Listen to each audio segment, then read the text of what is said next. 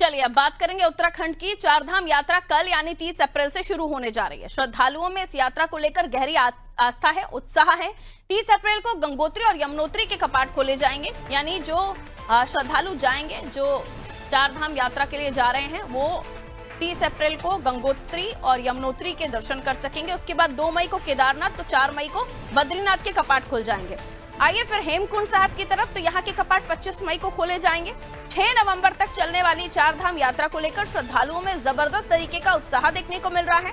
Online registration प्रक्रिया 20 मार्च से शुरू हो जाएगी और 20 मार्च से शुरू हो गई थी, यानी कि 20 मार्च से जब ये प्रक्रिया शुरू हुई तो कई सारे रजिस्ट्रेशन सामने आए, जिसको लेकर आकलन किया जा रहा है। बड़ी तादाद में जो श्रद्धालु है वो जाएंगे। वहीं सरकारी आंकड़ों के मुताबिक अब तक 20 लाख तीर्थ यात्रियों ने चारधाम यात्रा के लिए रजिस्ट्रेशन भी कर लिया है। इस बार 50 लाख तीर्थ यात्रियों के आने का अनुमान जताया जा रहा है। उत्तराखंड सरकार ने यात्रा के पहले 1 महीने तक वीआईपी दर्शन पर रोक लगा दी है। वहीं पहलगाम आतंकी हमले के बाद चारधाम यात्रा में सुरक्षा के पुख्ता इंतजाम किए गए हैं। मुख्यमंत्री पुष्कर सिंह धामी कड़ी सुरक्षा व्यवस्था करने के निर्देश दे चुके हैं। सीएम ने कहा, चारधाम यात्रा के दौरान संदिग्ध लोगों पर कड़ी नजर रखी जाए। यात्रा मार्गों के सभी डीएम इसकी लगातार मॉनिटरिंग करें। इसके साथ ही मुख्यमंत्री ने फेक न्यूज वायरल करने पर कार्रवाई करने की भी बात कही है। तो गंगोत्री, यमुनोत्री, हेमकुंड, ये तमाम कपाट एक एक तारीख के साथ जो आपको बताए जा रहे हैं उसके हिसाब से खुल जाएंगे। 30 तारीख से लगातार अब ये जो यात्रा है वो शुरू हो जाएगी।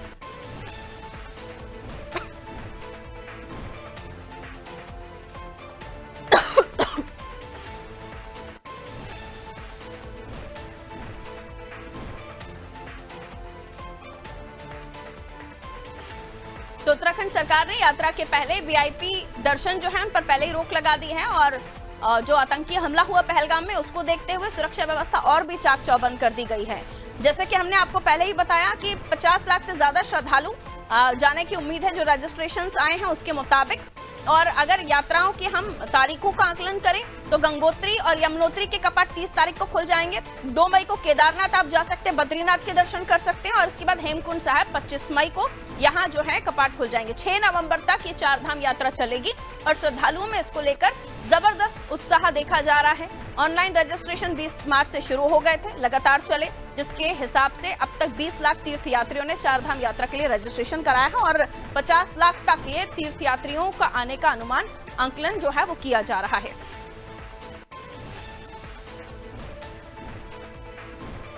और चलिए, सोनू हमारे सहयोगी हमारे साथ उत्तराखंड से सीधा लाइव जुड़ रहे हैं, उनसे हम और भी जानकारी इस चारधाम यात्रा को लेकर ले लेते हैं। चारधाम यात्रा कल से शुरू हो जाएगी सोनू, और उसको लेकर सुरक्षा की भी चाक चौबंद व्यवस्था की जा रही है। मुख्यमंत्री के साफ निर्देश, कोई भी संदिग्ध दिखता है तो सख्त कार्रवाई की जाए। और उसके अलावा अलग अलग तारीखों के बारे में मैं पहले ही अपने दर्शकों को बता चुकी हूं कि जो कपाट है वो किन किन तारीखों को खुलने हैं। 6 तारीख तक ये जो चारधाम यात्रा है वो चलने वाली है। अनुमान 20 अभी तक तो आ चुके हैं, 20 लाख जो रजिस्ट्रेशन है, लेकिन 50 तक जाने का अनुमान अभी भी सरकार लगा रही है। किस तरह से क्या सुविधाएं जो तीर्थ यात्री हैं उनके लिए की गई है सरकार की तरफ से, कहां कहां चेक पॉइंट्स, कहां कहां व्यवस्थाएं, स्वास्थ्य को लेकर किस तरह की व्यवस्थाएं हैं, दर्शकों को बताइए जी। देखिए पारुल, इस बार पिछले साल जो यात्रा हुई थी उसकी तुलना में इस बार जो चेकिंग पॉइंट्स हैं वो थोड़ा कम किए गए। लिहाजा सरकार की ये कोशिश है कि कम से कम स्थानों पर जो यात्री हैं उनको रोका जाए, चेकिंग की जाए। जो प्रवेश द्वार है यात्रा के, खास तौर पर प्रवेश द्वार ऋषिकेश और हरिद्वार, यहाँ पर चेकिंग होगी। उसके बाद देवप्रयाग, श्रीनगर के बाद जो है फिर चेकिंग पॉइंट्स कम होंगे। रुद्रप्रयाग जाने वाले जो श्रद्धालु हैं उनकी रुद्रप्रयाग के बाद ज्यादा चेकिंग नहीं होगी, और जो चमोली बद्रीनाथ जाने वाले यात्री हैं उनकी भी एक सीमित स्थानों पर ही चेकिंग होगी। सुरक्षा के चाक चौबंद प्रबंध किए गए हैं। ट्रैफिक व्यवस्था के A, B और C 3 प्लान तैयार किए गए हैं। इसके साथ साथ जो है वो मोटर मार्गों की बेहतरी के लिए भी जो तमाम श्रद्धालु हैं उनके लिए सुविधाएं उपलब्ध कराई गई है। जहां पर लैंडस्लाइड जोन्स हैं वहां पर दोनों साइड में कर्मचारी और अधिकारी तैनात होंगे, और जेसीबी इसके अलावा जो मशीनरीज हैं वो भी रहेंगी, और एक कोऑर्डिनेशन भी विभागीय अधिकारियों में रहेगा। तो सरकार की तरफ से तमाम सुविधाएं उपलब्ध कराई गई है।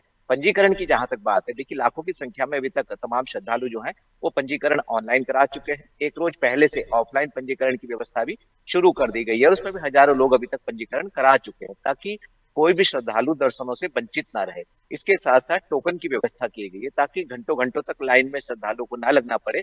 इसके लिए टोकन की भी व्यवस्था की गई है। उनको टोकन के साथ साथ एक समय निर्धारित वो आवंटित कर दिया जाएगा और आवंटित समय के दौरान वो अपने दर्शन कर सकेंगे।